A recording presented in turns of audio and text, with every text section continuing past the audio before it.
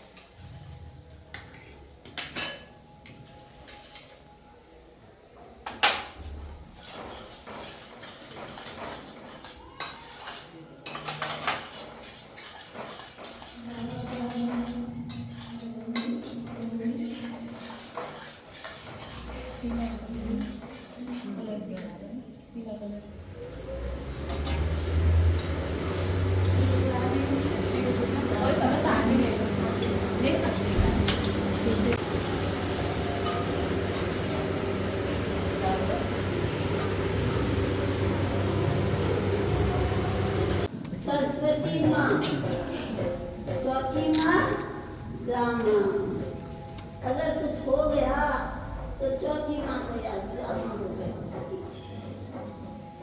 पांचवी माँ जिसने हम सबको पैदा किया है ना छठी माँ धरती माँ जो हम सबका बोझ उठा के चल रही है बाबा ने हम सबको इसीलिए दुनिया में क्या कहते हैं ब्रह्मा कुमारियां जो खाती पता नहीं क्या सारी मोटी मोटी है ना क्योंकि जो इतनी माओ का दूध पिएगा वो कितना मोटा हो जाएगा ना तो सवेरे सवेरे उठ के पहले करने वाला भगवान जिसको मैं ढूंढ रही थी उसने मुझे ढूंढा, तो अपने माथे पे प्यार करो। मनुष्य घबराता है तो अपने आप से घबराता है, नाम दूसरे का लेता है। आज जितने भी केस होते हैं, सुसाइड होते हैं, अपने से घबराते ही होते हैं ना, तो अपने से प्यार करना नहीं आता और दूसरों से इच्छा करता है मेरे से कोई प्यार करे, तो खुद से तो अपना प्यार करने लगे। बच्चों से ताली बजाओ।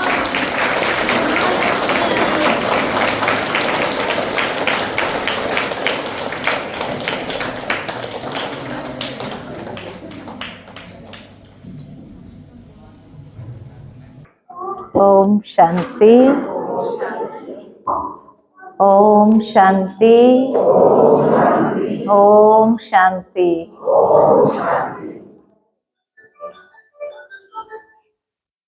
आज ये ओम शांति भवन में हम सभी ने प्रवेश किया। विशेष बाबा के कमरे का और ये क्लासरूम का उद्घाटन हुआ है और मधुबन पावन धाम से शिव बाबा परम आदरणीय श्रद्धेय हमारे प्रजापिता ब्रह्मा बाबा,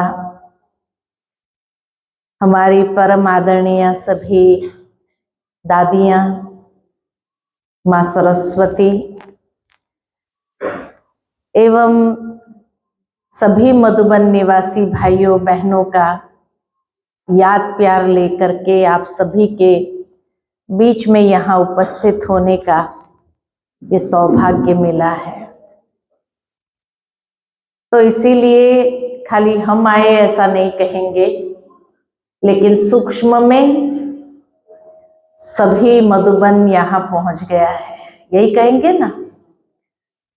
तो कितना सौभाग्य है लुनकरनसर निवासियों का कि जहाँ सभी मधुबन निवासी सूक्ष्म दादियाँ सभी उपस्थित हो जाए, बाप दादा उपस्थित हो जाए, तो जरूर है कि यहाँ का भाग्य तो दिनों दिन दुगुनी रात चौगुनी बढ़ता ही जाएगा। और जैसे बाबा ने आज सवेरे की मुरली के अंदर हम सभी बच्चों को आत्मा का पाठ पक्का कराया, आत्मा का पाठ पक्का कराते हुए यही विशेष कहा कि बच्चे तुम स्वयं को भी आत्मा समझो और सभी को आत्म रूप में देखो। क्यों? क्योंकि इस दुनिया से अभी हमें जाना है कहाँ? कहाँ जाना है? परम धाम जाना है। खाली परम धाम जाना है या और कहीं भी जाना है? हाँ, परसों की मुरली में भी बाबा ने कहा, खास पक्का कराया कि अभी घर जाना है और घर जाने के बाद फिर नई दुनिया में आना है ना। तो दोनों दुनिया की तैयारी हमें करनी है, यहाँ से घर जाने की भी और नई दुनिया में आने की भी। जिस तरह से मान लो कि आपको मधुबन आना हो और फिर मधुबन से कहीं किसी की शादी में जाना हो, तो यहाँ आकर के वापस तो नहीं जाएंगे, लेकिन सोचेंगे चलो मधुबन तक जा रहे हैं, फिर आगे शादी में भी जा करके हाजिरी लगा करके फिर वापस आ जाएंगे, यही सोचते हैं ना। अच्छा, लेकिन दोनों जगह की तैयारी अपनी अपनी करेंगे। मधुबन में जाएंगे तो जरूर है कि वहां के कपड़े सादे रहेंगे, है ना। अगर रंगीन भी रहे तो भी सादे कपड़े में रहेंगे, जेवर आदि तो नहीं पहनेंगे जो शादी में पहनेंगे। शादी में जो चमकीला पहनेंगे वो तो मधुबन में नहीं पहनेंगे ना। तो इसीलिए दोनों जगह की अलग अलग तैयारी करके निकलते हैं। ये नहीं सोचते हैं कि भाई जो शादी वाले कपड़े हैं वही मधुबन में भी चलेंगे, और ये भी नहीं सोचते मधुबन वाले कपड़े हैं वही शादी में भी चलेगा क्या? नहीं चलेगा। ठीक इसी तरह यहां से जब हमें जाना है अपने मुक्ति धाम में, तो वहां की तैयारी अपनी है। वहां की तैयारी में क्या तैयारी विशेष करनी है कि बाबा कहते हैं बच्चे आत्म अभिमानी बनते जाओ, क्योंकि जितना आत्मा अभिमानी बनेंगे उतना आत्मा शुद्ध पवित्र बनेंगे। देह अभिमान में जितना रहेंगे उतना आत्मा में अशुद्धि बढ़ती जाएगी, कर्म बंधन हमारे बढ़ते जाएंगे। तो इसलिए जो है कर्म बंधनों से मुक्त होना है, तभी उस निराकारी दुनिया में हम जा सकेंगे, अपने घर जा सकेंगे, जहां एकदम अशरीरी होकर के देह और देह की दुनिया से हमारे बुद्धि का योग उपराम हो, तभी तो वहां जाने की तैयारी होगी। अच्छा, वहां से फिर सतयुग में आना है ना? तो सतयुग तो है ही बहुत सुंदर दुनिया, तो वहां की तैयारी अपनी है। कौन सी तैयारी है वहां की? सर्वगुण संपन्न, 16 कला संपूर्ण, संपूर्ण निर्विकारी, मर्यादा पुरुषोत्तम, है ना? ये सारी महिमा उस नई दुनिया की है। तो उस नई दुनिया में भी हमें जाना है, तो वो संस्कार भी क्या करना है? यहीं से हमें अपने जीवन के अंदर धारण करना है, और धारण करते हुए हमें अपनी तैयारी संस्कारों में श्रेष्ठता, अपने स्वभाव के अंदर श्रेष्ठता, मीठापन, ये हमें जरूर ले आना है। इसीलिए ये भवन का नाम भी जो रखा है ना, ओम शांति। ओम शांति का मतलब क्या है? ओम शांति का अर्थ क्या है? हाँ, क्या है अर्थ? देखो, ओम शब्द के अंदर 3 अक्षर है, अ, उ, म, बराबर? अ माना आचरण, उ माना उच्चारण, म माना मन के विचार। जीवन में अगर शांति चाहते हैं तो अपने आचरण, उच्चारण और मन के विचारों को क्या करो? शुद्ध करो, एक दूसरे के साथ हार्मनी में चले, एकता में चले। आज मन अलग दिशा में चल रहा है, तो वाचा अलग दिशा में चल रही है, और कर्म कुछ और हो रहे हैं। तीनों में एकता नहीं है, इसलिए शांति नहीं है। कभी कभी मन के अंदर अच्छे विचार आते हैं, लेकिन जब उच्चारण करने जाते हैं तो कुछ और ही निकल आता है। फिर कहते हैं माफ करना, आप मेरे मन के भाव को समझने का प्रयत्न करना। यही कहते हैं ना, मेरे मन के भाव में ऐसा नहीं है, आप मेरे शब्दों को नहीं देखना, मेरे मन के भाव को समझना। यानी स्पष्ट शब्द में हम कहना चाहते हैं मेरे मन के भाव कुछ और है, लेकिन मेरी वाणी कुछ और है, दोनों में तालमेल नहीं है। इसलिए आप मुझे समझने का प्रयत्न करना। अच्छा, जहां तक आपने कह दिया वहां तक तो ठीक है, सामने वाला भी कहेगा अच्छा इसके मन के भाव को समझे। लेकिन मान लो कि वो व्यक्ति चला जाए, उसके बाद हमें महसूस हो कि मैंने जो कहा वो बहुत बड़ी गैर समझ उत्पन्न करेगा। अगर उस व्यक्ति ने ऐसा समझ लिया तो बड़ी गड़बड़ हो जाएगी। अब उसको कहाँ तो शांति रहेगी, टेंशन होने लगेगा। वो व्यक्ति को कहाँ ढूंढे, उसको समझाना पड़ेगा मेरा भाव ऐसा नहीं था, अगर उसने फलाने को कह दिया बड़ी गड़बड़ हो जाएगी। है ना, मैंने तो उस भाव से कहा भी नहीं, तो कुछ गड़बड़ ना हो जाए। अच्छा, वो व्यक्ति अगर नहीं मिला तो रात भर नींद आएगी, शांति रहेगी? तो मन के अंदर टेंशन अशांति का कारण क्या है कि मन के भाव कुछ और है, वाणी कुछ और है, दोनों में तालमेल नहीं है, एकता नहीं है। इसलिए जीवन में बहुत गड़बड़ हो रही है आजकल। संबंधों में कितनी गड़बड़ हो रही है, एक दूसरे से नाराज हो रहे हैं। भाव को समझाने, बाद में आप कितना भी उसको समझाने का प्रयत्न करो तो भी क्या कहेंगे, अरे मेरे को पता है, हाँ भले आज अपनी सफाई दे दो आप, लेकिन आपने उस भाव से नहीं कहा था। मानेंगे? नहीं मानेंगे। संबंध खराब होगा, जरूर होगा। अच्छा, उसके बाद कर्म में आओ तो कुछ और ही हो जाता है। फिर कहते हैं सोचा भी नहीं था ये कैसे हो गया।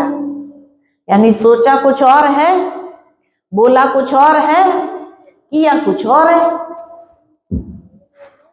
अब ये तीनों में एकता है ही नहीं तो शांति कहां से होगी?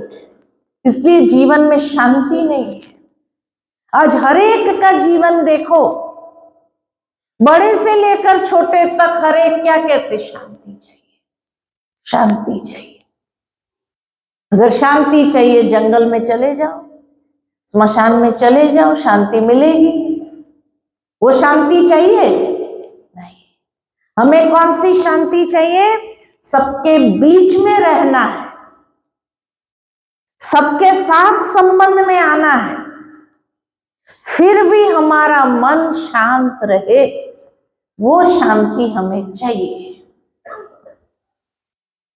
जंगल में चले जाना तो आसान है, लेकिन वहां अकेलापन वाली शांति होगी, वो शांति भाएगी नहीं।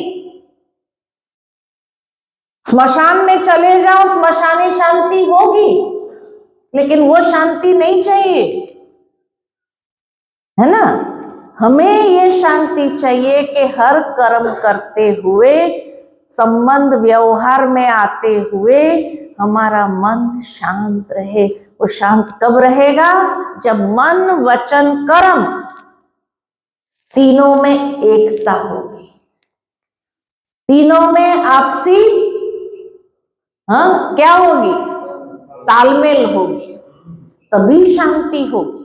अच्छा, ये तो हुई स्थूल बात, लेकिन जो सूक्ष्म है वो और भी गड़बड़ कर रही है।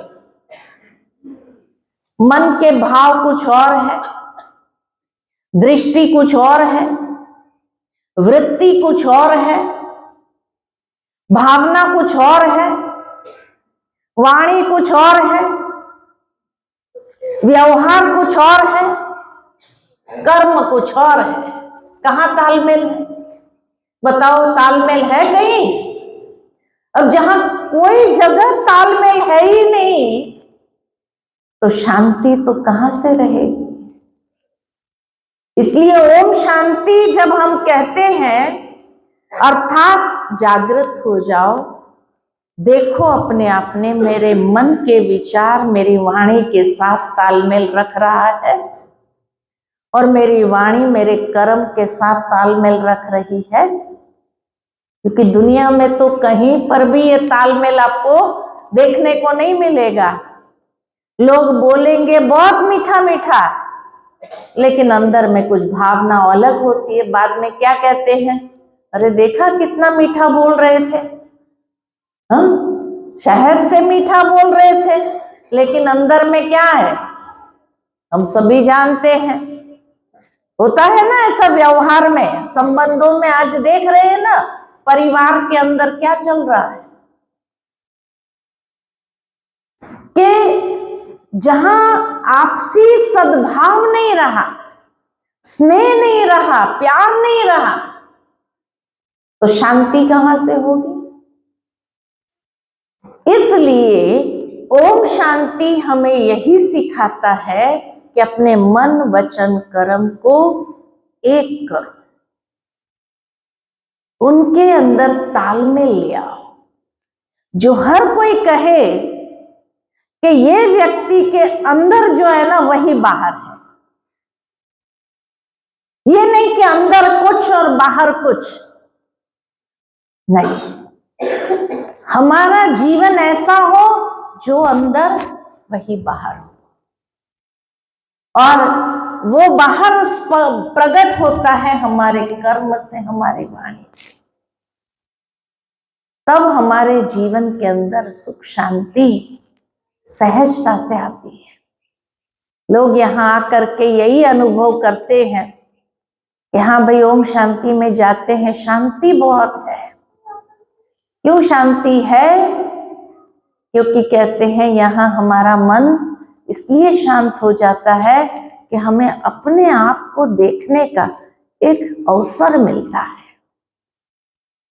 नहीं तो जीवन में हम इतने व्यस्त होते हैं दूसरों को देखने में, जो हमें अपने आप को देखने की फुर्सत ही नहीं।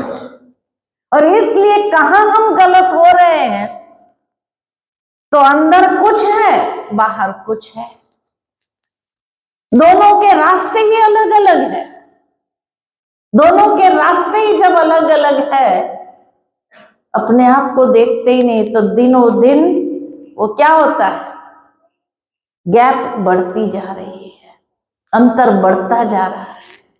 और इसीलिए व्यक्ति को अपने जीवन के अंदर क्या हो रहा है, टेंशन हो रहा है, चिड़चिड़ापन आ रहा है, गुस्सा आ रहा है, करता है दूसरे पर गुस्सा, लेकिन वास्तव में स्वयं पर गुस्सा आता है। किस बात का?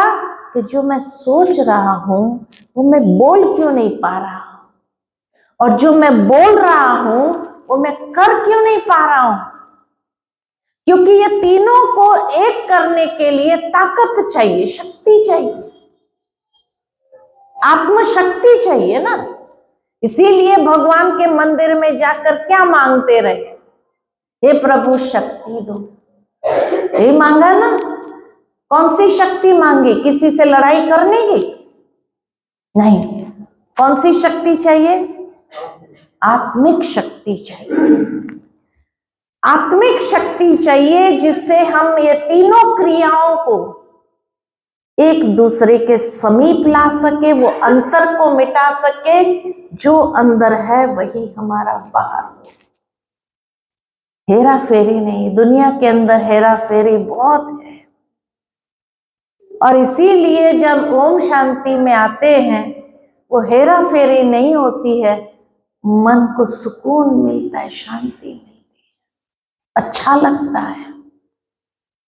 और सोचते हैं कि काश दुनिया में सारे लोग ऐसे हो जाए तो कितना अच्छा होता है ना। ऐसे मन के अंदर कि दुनिया ही स्वर्ग बन जाएगी, ऐसी दुनिया हो जाएगी। तो भगवान ऐसी दुनिया बनाने आए हैं, और इसके लिए भगवान एक एक को ऐसा बना रहा है कि आपके मन वचन कर्म तो क्या, लेकिन अंदर की सारी जो मैकेनिज्म है उसको भी एकता में ले आओ, उसको भी एक दूसरे के साथ तालमेल में ले आओ।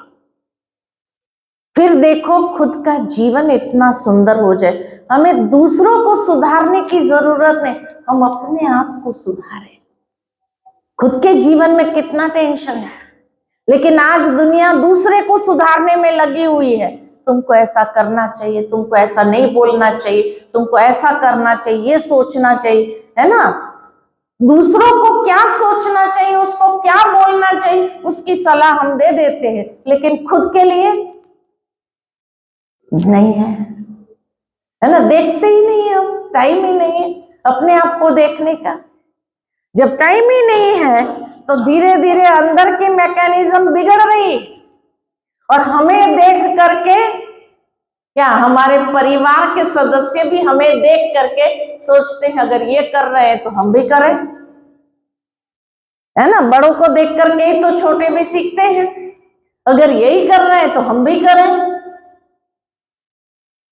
तो इसीलिए देखा जाता है कि परिवार के अंदर जो अव्यवस्था, घर के अंदर जो अव्यवस्था आ रही है, उसका कारण कौन है? कहीं न कहीं हर एक इंसान है, उस घर का सदस्य है। तो इसीलिए ओम शांति में आकर बाबा हम सब बच्चों को सबसे पहले क्या सिखाते? अपने को देह नहीं आत्मा समझो। आत्मा समझेंगे तो दूसरों को देखेंगे तो क्या देखें? दृष्टि क्या जाएंगी? ये भी आत्मा है। जैसे मैं आत्मा हूं, ऐसे ये भी आत्मा है, और हम दोनों आत्माएं एक परमात्मा की संतान हैं। तो जहां आत्मिक दृष्टि होगी तो आत्मिक वृत्ति बनेगी, दैहिक वृत्ति दृष्टि समाप्त होने लगेगी।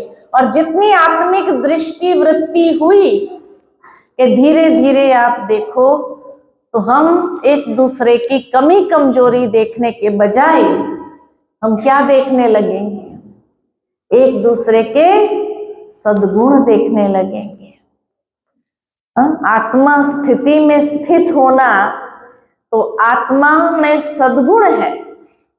दैहिक दृष्टि जो है वो अवगुण देखने की है, लेकिन आत्मिक दृष्टि सद्गुण देखने की है। तो इस तरह से हम अपने जीवन के अंदर भी एक बहुत सुंदर परिवर्तन को सहज ले आ सकते हैं और अपने जीवन को बहुत सुंदर एक श्रेष्ठ दिशा दे सकते हैं। दिशा देने की बात है, और दिशा अगर मिल गई तो दशा तो परिवर्तन होनी ही है। लेकिन आज लोगों की दशा क्यों बिगड़ रही है? दिशा नहीं है। दिशा सही हो तो दशा अच्छी हो, दिशा नहीं जीवन में तो दशा भी कैसी है। फिर आए दिन कहेंगे अरे चलो ज्योतिष के पास चलो, इसको दिखाओ हमारे जीवन में ये दशा क्यों आ रही है, कौन सा ग्रहण लगा हुआ है, किस बात के विघ्न आ रहे हैं स्वयं में, और उस विघ्न को खत्म करने के लिए क्या करना चाहिए, उसका उपाय ढूंढने का प्रयत्न करते हैं, है कि नहीं? तो इसीलिए बाबा हम बच्चों को बताते हैं, बच्चे अपने जीवन को एक श्रेष्ठ दिशा दो। देखो दशा सारी बदलने लगेगी, और दशा बदलने से जीवन के अंदर बहुत कुछ परिवर्तन होता है, बहुत कुछ बदलने लगता है। तभी तो लोग कहते हैं जो ओम शांति में जाता है ना वो बदल जाता है। पता नहीं क्या जादू करते हैं। अगर इसको जादू कहे तो ये जादू लगना चाहिए या नहीं लगना चाहिए? लगना चाहिए ऐसा जादू, तो जिससे व्यक्ति अंदर ही अंदर अगर शक्तिशाली बनता जाए तो ये जादू लगना चाहिए नहीं लगना चाहिए? तो इसीलिए लोग सोचते पता नहीं वहां क्या सिखाते हैं। लोग बदलने लगते हैं, लोग परिवर्तन होने लगते हैं। पहले ये व्यक्ति कितना गुस्सा करता था, अभी आजकल उसका गुस्सा ही खत्म हो गया है। क्या जादू किया इनके ऊपर? क्या जादू किया? भगवान के महावाक्य सुनाए, एक समझ मिली तो अपने जीवन के लिए एक दिशा चुनी, और एक दिशा चुनी तो दशा बदलने लग गई। तो लोग सोचते नहीं तो कितना इसको समझाते थे, सुधरता नहीं था, है ना? और अब उसके अंदर जितनी बुरी आदतें थी वो भी खत्म हो गई और उसका जीवन सुधर गया। तो ऐसा तो क्या जादू कर दिया? आप सबके ऊपर लगा जादू कि नहीं लगा? लगा ना? तो ये जादू तो अच्छा है कि नहीं अच्छा है? कौन सा जादू है? ज्ञान का जादू है। ज्ञान का जादू है। ज्ञान अर्थात समझ। कोई बात की यथार्थ समझ हमारे जीवन में आ गई तो वहां से परिवर्तन की प्रक्रिया आरंभ हो जाती है, और वो परिवर्तन की प्रक्रिया एकदम अच्छाई की ओर। तो आज तक दिशा नहीं थी, ज्ञान की समझ नहीं थी, इसीलिए जो परिवर्तन आ रहा था वो कौन सा था? एक बच्चा बड़ा होता जाता है, किस दिशा में आगे बढ़ता है? तूफान। आज देखो कितने हंगामे हो रहे हैं समाज के अंदर, कितने लड़ाई झगड़े हो रहे हैं, कितना तूफान मचा रहे हैं, है कि नहीं? क्यों हो रहा है? क्योंकि समझ नहीं है, यथार्थ समझ नहीं है। भले उनके जीवन के अंदर दुनिया की समझ होगी, व्यावहारिक समझ होगी, लेकिन आत्मिक समझ नहीं है। स्वयं का परिचय ही नहीं है कि मैं कौन, यही नहीं जानते। और ये न जानने के कारण ही आज देखो हर एक के जीवन में जब खुद अंदर अशांत होगा, टेंशन में होगा, तो बाहर क्या निकलेगा? वही चीज तो बाहर निकलेगी, वही चीज तो बाहर निकलेगी। और कितना नेगेटिव सोचना, कितना नेगेटिव बोलना, कितना नेगेटिव कर्म करना। आज अपराध क्यों बढ़ते जा रहे हैं? समाज के अंदर अपराध क्यों बढ़ रहे हैं? नशा बढ़ रहा है कि नहीं? कितना मनुष्य नशा करने लगा है, बुरी आदतों का शिकार बनता जा रहा है। क्यों? क्यों? क्यों? दिशा सही नहीं है, ज्ञान समझ नहीं है। अब जैसे ही यहां आता है इंसान और जैसे ही समझ मिलती है कि आत्मा क्या चीज है, परमात्मा क्या है, और उस ज्ञान को आत्मसात करने लगते हैं, तो धीरे धीरे वो बुरी आदतें छूटती जाती हैं। जैसे किसी का व्यक्ति का हाथ हिल रहा, उसको को हाथ नहीं हिलाओ, हाथ नहीं हिलाओ। अरे कमजोरी है ना, कमजोरी है तो हाथ तो हिलेगा ना। लेकिन ऐसे ताकत का खुराक दो, जब ताकत आने लगेगी तो अपने आप हाथ हिलना बंद हो जाएगा, स्थिरता आ जाएगी, है कि नहीं? ठीक इसी तरह आज लोगों का मन हिल रहा है, भटक रहा है, परेशान है ना? क्यों हिल रहा है? क्योंकि आत्मा में ताकत नहीं है, शक्ति नहीं है। अब जब शक्ति नहीं है तो शक्ति कहां से मिलेगी? शक्ति कहां से मिलेगी? ज्ञान शक्ति है, आध्यात्मिक ज्ञान ये शक्ति है। ज्ञान प्रकाश है, ज्ञान शक्ति है। तो जब हमारे जीवन में प्रकाश आता है, शक्ति आती है, तो आत्मा में ताकत आई, तो कमजोरी क्या होती है? धीरे धीरे गायब हो जाती है। इसीलिए व्यक्ति के अंदर जो बुरे व्यसन है, आदत है, वो धीरे धीरे छूटने लगती है ना? तो इसीलिए ताकत भरनी है। ज्ञान शक्ति है, ज्ञान रोशनी है।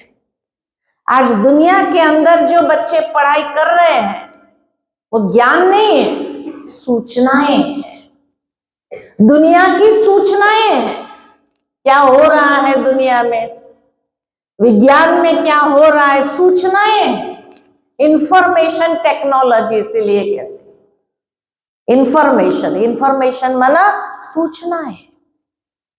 तो इसीलिए ज्ञान तो लुप्त हो गया, ज्ञान रहा ही नहीं। इसलिए व्यक्ति के जीवन में न प्रकाश है न शक्ति है।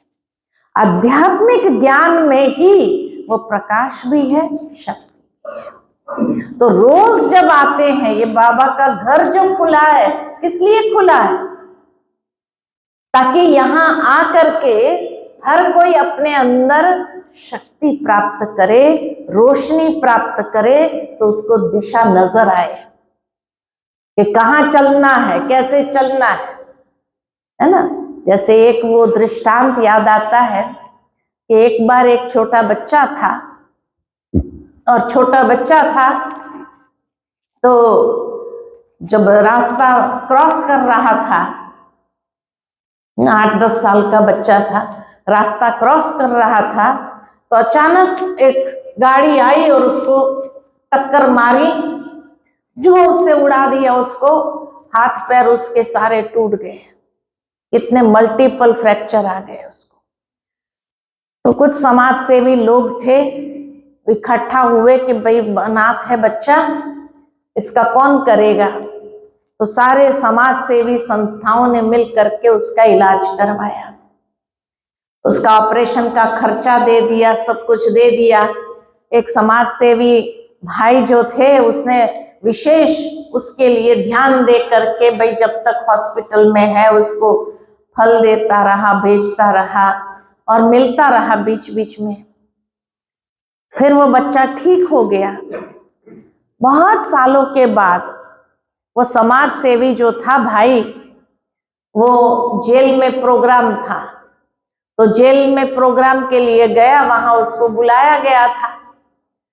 तो कोई कार्यक्रम था, तो उसके उपलक्ष्य में जब वहां गया तो एक व्यक्ति सामने आया और कहने लगा, सेठ जी मुझे पहचाना? कहा नहीं, मैंने तो नहीं पहचाना। कहा मैं बचपन में एक गाड़ी की टक्कर से मल्टीपल फ्रैक्चर हो गया था मुझे, और आपने मेरा इलाज करवाया था, हॉस्पिटल का सारा खर्चा, मेरे ऑपरेशन का खर्चा। मैं वही हूं। हाँ तुम वही है, तो यहां कैसे आ गया तुम? ऐसा क्या गुनाह किया तुमने? तो कहा आपने मेरा इलाज तो कराया ताकि मैं चल सकूं, लेकिन मुझे ये किसी ने नहीं सिखाया कि कैसे चलना चाहिए, इसलिए उल्टी चाल चलता गया, उल्टा चलन चलता गया और आज यहां पहुंच गया। इसीलिए किसी को अगर आप चलने योग्य बनाते हो तो कम से कम उसको ये भी सिखाओ कि उसको जीवन में कैसे चलना चाहिए, नहीं तो हर कोई यहां पहुंच जाएगा मेरी तरह। तो इसीलिए ओम शांति में हमें वो दिशा मिलती है, कैसे चलना चाहिए जीवन के अंदर, सबके साथ कैसे चलना चाहिए। जब ये समझ आने लगती है, ये ज्ञान आ जाता है, तो जीवन हमारा अच्छाई की ओर परिवर्तन हो करके सुंदर जीवन बन जाता है, जिसको कहा जाता है कि कांटों जैसा जीवन था, फूलों जैसा बन गया। ये नहीं कि फूलों जैसा जीवन था और कांटा बन गया। कांटा क्या करता है? एक दूसरे को दुख देता है, चुभता है। तो ऐसे ना हमारे शब्द हो, ना हमारा व्यवहार हो जो किसी को चुभे, किसी को दुख पहुंचाए, किसी को तकलीफ दे, किसी को कष्ट पहुंचाए। लेकिन बाबा हमें यही ज्ञान देता है कि कैसे हमें अपने आचरण को श्रेष्ठ बनाते जाना है और अपने जीवन को सुंदर बनाते जाना है। ठीक है ना? तभी तो जीवन के अंदर खुशियां सहज आने लगेंगी। आज हर कोई क्या चाहता है? जीवन में खुशी चाहता है, खुशी चाहता है ना। तो खुशियों भरी जीवन कैसे होगी? जब हमारे जीवन में खुशी आए तो कहेंगे भाई हाँ, इसके जैसा खुशकिस्मत कोई नहीं है। यही कहेंगे ना, खुश नसीब है ये तो, खुशी की नसीबी है उसको। दुनिया के अंदर मनुष्य के पास धन दौलत आदि सब कुछ होने के बावजूद भी खुशी नहीं है। तो बाबा के घर में, ओम शांति भवन में आने से हमारे जीवन के अंदर खाली शांति नहीं आती है, खुशी आती है, सुख आता है, श्रेष्ठ दिशा आती है, सब कुछ आ जाता है। ठीक है ना?